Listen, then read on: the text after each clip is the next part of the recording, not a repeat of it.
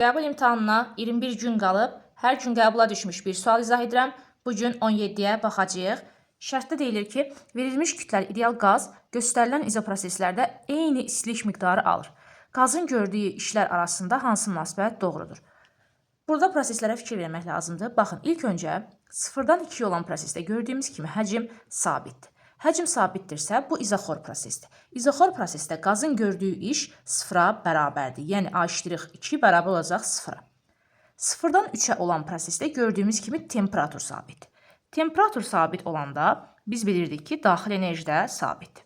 Bu zaman daxil enerji sabit olduğundan deməli daxil enerji dəyişmir.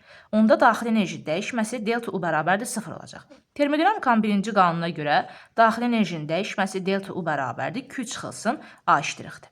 Deməli delta U 0-a bərabərdirsə artıq burada Q bərabər olmalıdır ki A'-ə çıxanda 0 qalsın. Hansı ki bərabərdən bərabəri çıxanda 0 qalır.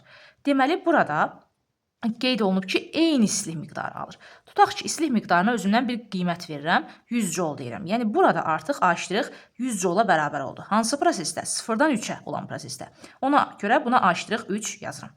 0-dan 1-ə olan prosesdə VT ilə düz asıdır. Deməli, bu izobar prosesdir. İzobar prosesdə P konstant olur və bu zaman qazın gördüyü iş, yəni A' istilik miqdarının 0,4 hissəsi və yaxud da ki 40%-dir. Yəni 0,4-ü vuracaqsınız Q-yə.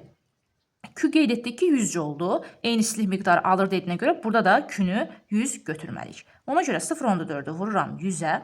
Bu da mənə verəcək 40 joule. Buna da 0-dan 1-ə olduğu üçün proses 1 yazıram. A'1. Gördüyümüz kimi A'3 100-dür, A'1 40-dır. Deməli 3 1-dən böyükdür. Aha. Və həmçinin A'2 də 0-a bərabər almışdıq. Aha, 3 1-dən böyükdür və 2 də 0-a bərabərdir. Doğru cavab C variantıdır.